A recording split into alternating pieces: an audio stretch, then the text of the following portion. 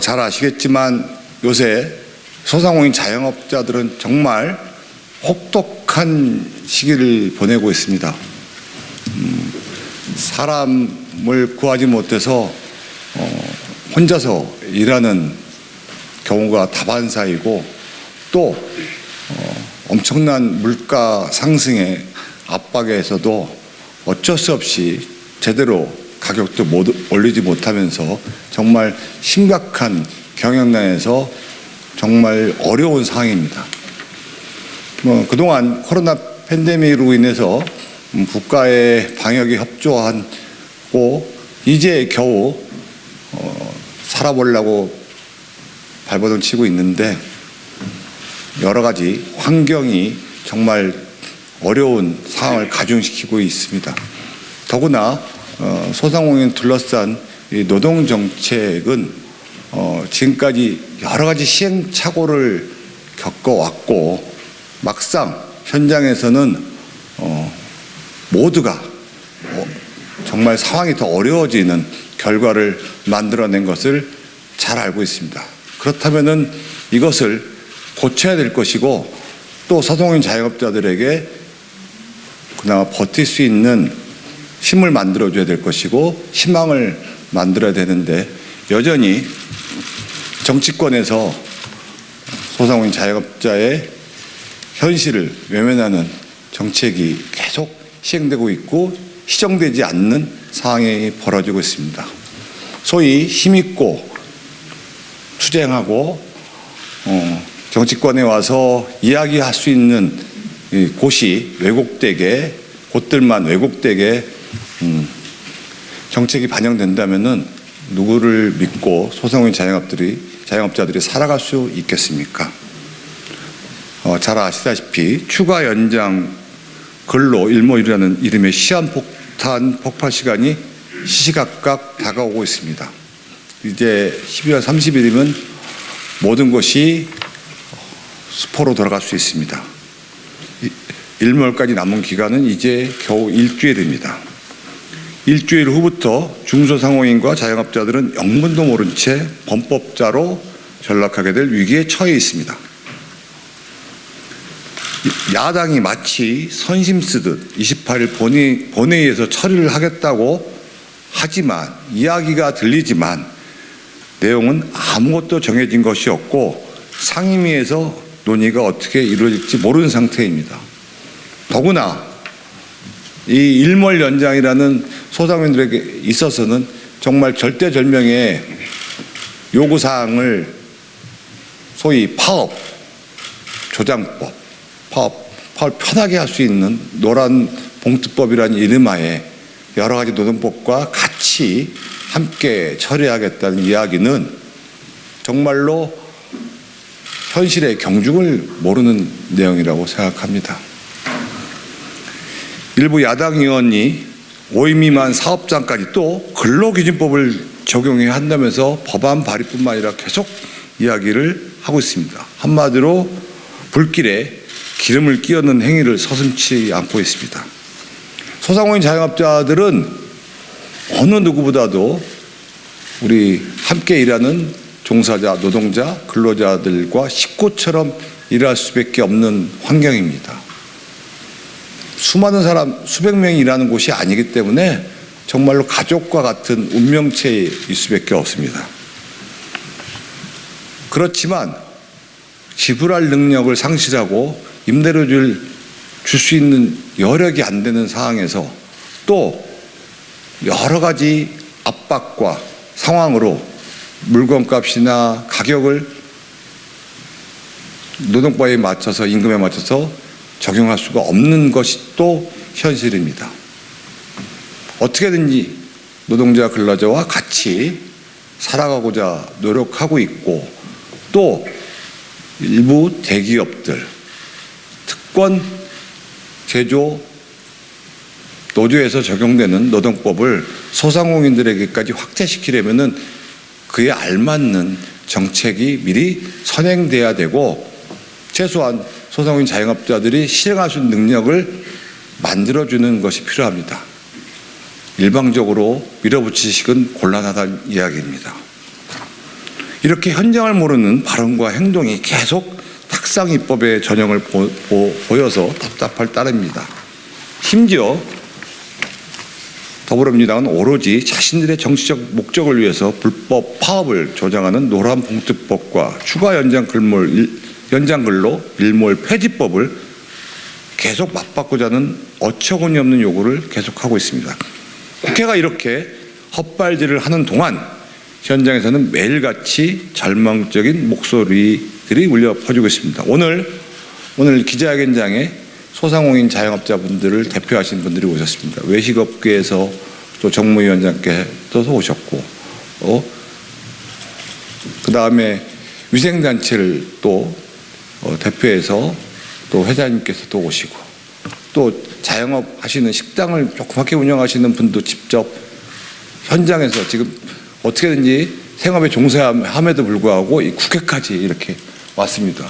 또 방역협회, 코로나 동안에 얼마나 많은 분들이 방역에 관련돼서 헌신하시고 봉사하셨습니까? 그분들도 지금 이 추가 연장 근로 일몰이 연장이 안 되거나 폐지가 안 된다면은 업계가 완전히 괴멸 상태에 이른다고 생각합니다. 제가 일몰 연장이 아니고 폐지 법안을 낸 이유이기도 합니다. 이렇듯 중소상공인 자영업자 현장의 모든 경제인들이 사업 종사자들이 한 목소리로 추가 연장 근로 제한에 부당함을 외치고 있는데 듣고 싶은 것만 듣고 보고 싶은 것만 보려는 소위 위정자들, 정치권 때문에 애꿎은 서민들의 마음을 졸이고 피해를 입고 있는 것입니다. 민주당은 환노위에서 추가 연장 근로 제한 폐지를 반드시 논의하고 통과시켜야 합니다. 현장과는 완전히 동떨어져 유리하게 된 이들이 오로지 편향된 시각과 지지 세력만을 대변하기 위해 진행된 입법만, 이 상식적이지 않습니까? 대한민국 전체가 국민의 대다수인 서민들이 어려움이 가중된다는 사실입니다. 이미 많은 각종 규제로 점철된 대한민국에서 소상공인 자영업자들은 설 곳이 없고 사업체 수는 계속 감소하고 있고 신용불량자로 전락하고 있습니다. 통계청 발표에 의하면 2021년 신생 기업수 6년 만에 처음으로 대폭적으로 감소했습니다. 새로 문을 연 기업 중 3분의 1이 1년을 버티지 못하고 있습니다. 얼마나 참담한 현실입니까? 거기에 따른 노동자들은 어디로 갔을까요? 민주노총에 속한 대기업 노조로 일하고 있습니까? 어쩔 수 없이 자법부나 일용직으로 전락하고 있는 현실입니다. 정경련 조사에 따르면 자영업자 10명 중 4명은 3년 이내 폐업을 고려하고 있다고 합니다. 한마디로 삶의 희망을 갖고 어떻게든지 먹고 살려고 나와서 노력하는 것이 아니라 언제 문 닫을지 몰라는 상황에서 겨우겨우 하루를 버틴다는 것이 현실입니다. 작년 한 해 국내로 복귀한 리스토어링 업체 수는 26개에 불과하고 같은 기간 국내 기업이 해외로 설립한 법인 수가 2,230개입니다. 대한민국에서는 더 이상 사업을 운영할 수 없다는 것이 현실화되고 있습니다. 새로이 설립하는 사업체는 줄어들고 있는 사업체는 폐업을 하거나 국내 사업을 정리하고 해외로 나가고 있습니다. 대한민국 경제 전체가 급속하게 내리막을 걷는 것이고 생태계가 파괴되고 있는 것입니다. 이제는 정말 달리 방법이 보이지 않습니다. 중소상공인과 자영업자들은 이미 총궐기대회를 준비한다고 이야기를 합니다. 오죽하면 생업을 뒤로하고 이분들이 이렇게 말씀을 하시겠습니까? 끝도 없이 상승한 최저임금, 이미 어마어마한 출혈을 겪었고 금쪽 같은 가족 같은 직원들을 내보낼 수밖에 없었고 혼자서 가게를 지킬 수밖에 없었고 빚을 내가면서 하루하루를 버텨온 오랜 기간이 있었습니다. 거기다가 물가는 어마어마하게 오르는데 어떻게 버텨낼 수 있겠습니까? 금리 오른다고 소상공인 자영업자들 방역에 협조했다고 단 한 번이라도 봐주거나 연장해 준 적 있습니까? 제대로 연장하지 않았습니다. 1년 겨우 그냥 생명 연장만 해준 겁니다. 그런데 추가 연장 근로 제한 때문에 이미 혼자서 간신히 가게를 꾸려가고 있는 분들이 많은데 이들의 목소리를 들었고 이제는 반영해야 됩니다. 혹자는 사업자들만 편든다고 이야기들을 하십니다만 우리 중 그 어느 누구도 노동자들의 권리 신장을 반대하거나 반대할 사람은 없습니다. 다만 어느 한쪽만 바라보고는 입법 정책, 이것은 다른 곳에서 풍선 효과를 얻고 생태계가 소멸을 하고 있다는 것입니다. 급여받을 권리가 있다면 급여를 줄 수 있는 능력도 살펴봐야 되는 것입니다. 실제로 추가 연장 근로 제한은 추가 근로를 원하는 근로자들의 자유의지마저 뺏어서 투잡을 강요하고 저녁이 없는 삶을 만들었습니다. 추가 연장 근로는 큰 틀에서 노사가 합의하여 자율적으로 정할 문제이지 국가가 강제로 세세하게 한계를 정할 문제가 아닙니다. 이렇다면 모든 근로자들의 국가에서 고용하고 급여를 주고 자영업자들을 살려낼 수 있는 예산을 만들어야 된다는 사실입니다. 그렇지 않는 거 아닙니까? 경제 생태계는 민간에 자율적으로 시장의 원리에 맡겨졌을 때 가장 최적의 결과를 낳아왔습니다.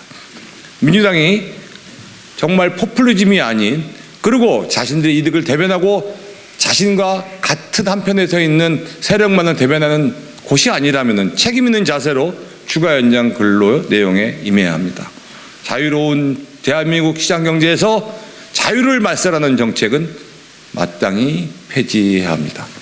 중소상공인과 자영업자들에게 이처럼 폭력적인 억압적인 법령을 계속 강제한다면 입법의 당사자들은 반드시 뼈저린 대가를 치르게 될 수도 있습니다.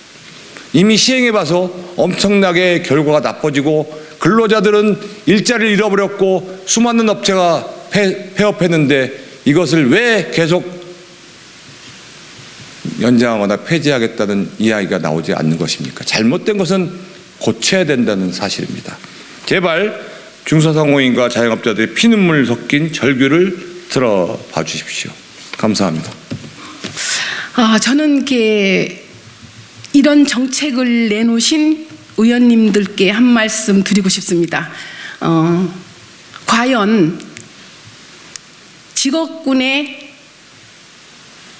생태와 직업군의 차별화를 그리고 기능을 갖다가 이해하시고 이런 정책을 내놓는지 정말 저는 묻고 싶습니다. 공부를 하시고 내놓으시는 건지. 우리는 지금 팬데믹 현상으로 3년 동안 굉장히 힘들었습니다. 그런데 이런 근로자 연장 근로제 이것을 계속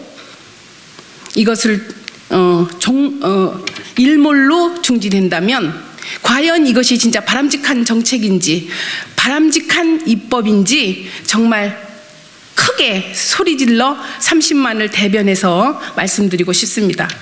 당장 이런 것이 계속된다면 직업의 특성을 고려하지 않고 연장 근로제를 이렇게 일몰로 중지된다면 아침에 오는 고객이 많은 업종이 있고 오후에 퇴근하고 고객을 받는 업종이 있는데 이런 특성까지도 한번 고려해서 정책을 피시는지 정말 저는 묻고 싶습니다. 이것은 바로 입법 독주입니다. 참으로 저는 30만을 대신해서 정말 원망스럽기까지 합니다. 당장 저희들은 이런 법이 추진이 된다면 퇴근을 일찍 시키고 오후에 늦게 오는 고객들을 위해서 또 다른 사람들의 전문가를 고용해야 됩니다.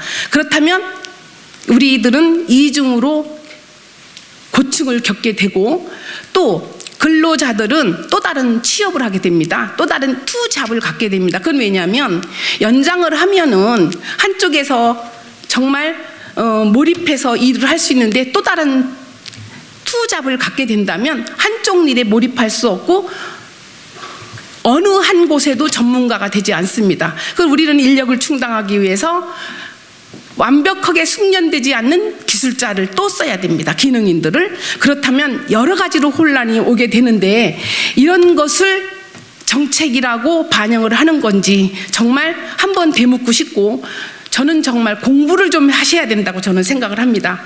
그리고 근로자들은 연장을 못하면 본인이 생활을 하기 위해서 또 다른 잡을 얻게 된다면 그 근로자는 얼마나 피곤하겠습니까? 이런 생각을 손톱만큼이라도 고려를 해주신다면 어떻게 더불어민주당의 의원님들은 이런 정책을 내놓을 수 있을까?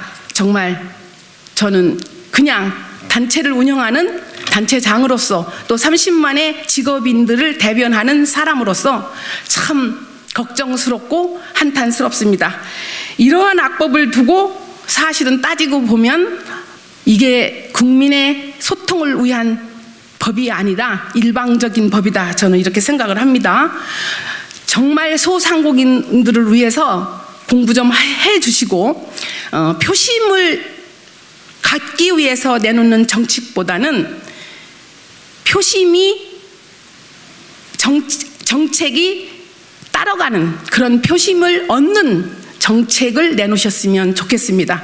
정말 30만 피부명인들을 위해서 이런 자리를 저는 굉장히 원했습니다. 그런데 훌륭하신 우리 최승재 의원님께서 기회를 주셔서 오늘 이런 제 소신껏 이런 얘기를 전달할 수 있어서 정말 좋습니다. 정말 제대로 된 직업의 특성을 고려해서 이런 것은 폐지되어야 된다고 생각을 합니다. 고맙습니다. 28일 본회의에서 국회가 추가 연장근로 일모 폐지에 관하여 처리하겠다고 하였지만 구체적인 합의안은 존재하지 않습니다. 중소기업과 소상공인의 어려움을 헤아려 아무 조건 없이 연장하겠다는 건지, 아니면 자영업자의 목숨줄을 무기 삼아 노랑봉투법과의 협상의 대상으로 남기겠다는 건지 오리무중인 상태입니다. 국회에 촉구합니다. 추가 연장근로 폐지와 같은 현실 상황과 동떨어진 악법을 폐지해 주십시오. 중소기업과 소상공인들은 대내외적인 경제 여건의 악화로 그 어느 때보다 추운 겨울을 맞이하고 있습니다. 이런 상황에서 추가 연장근로 일모를 폐지하는 것은 그리스 신화에 나오는 악당 프로크로테스와처럼 모두에게 맞는 침대가 있다며 납치한 이들의 다리를 잘라서 침대에 맞췄던 것과 다르지 않습니다. 그리고 우리 중소기업과 소상공인들은 소득주도 성장이라는 사실상 퇴보에 가까운 끔찍한 일을 겪으며 아직도 그 고통을 회복하지 못하였습니다. 자영업자의 사업소득이 근로자의 근로소득이 미치지 못하고 있는 상황입니다. 자영업자 대출은 사상 처음으로 1,000조 원을 돌파하여 빚으로 빚을 막고 있는 초유의 사태입니다. 이런 자영업자와 중소기업에 발목을 자르지 말아 주십시오. 겨우 버티고 있는 자영업자와 중소기업에 희망을 자르지 말아 주십시오. 간곡히 부탁드립니다. 감사합니다. 네, 제가 외식업을 한 지가 43년 됐습니다만은 과연 이게 맞는 정책인가 정말 의문을 가지지 않을 수 없습니다. 더불어민주당에서 노란봉투법을 만들겠다고 노동자를 위하여 열심히 하고 있습니다. 그러면 과연 자영업자들을 위하여, 음식점들을 위하여 어떤 법을 만들어 줄 것인가? 저는 아무것도 아마 안 만들려고 하지 않을까. 정권을 뺏긴 것도 사실은 자영업자들이 윤석열 대통령을 찍었습니다. 그 이유가 5년 동안 너무나 민주노총을 위해서 일을 한 겁니다. 토요일마다, 일요일마다 길거리에, 광화문에 민주노총 깃발만 날립니다. 한 번 집회했는데 수억 원이 들어갑니다. 우리 자영업자들은 그럴 만한 여력도 없고 돈이 없습니다. 43만 회원을 대표하는 외식업 중앙회가 과연 이때 뭐를 해야 되느냐? 이제는 이것이 일몰 연장되지 않는다면 우리가 행동할 것이다. 왜? 지금 임대료 걱정하는 음식점 주인 한 명도 없습니다. 다 인건비 걱정합니다. 지금 300만 원, 400만 원을 줘도 사람이 없습니다.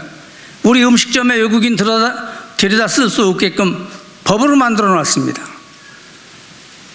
다른 업종은 외국인을 많이 쓸 수 있게끔 법으로 허용을 했습니다.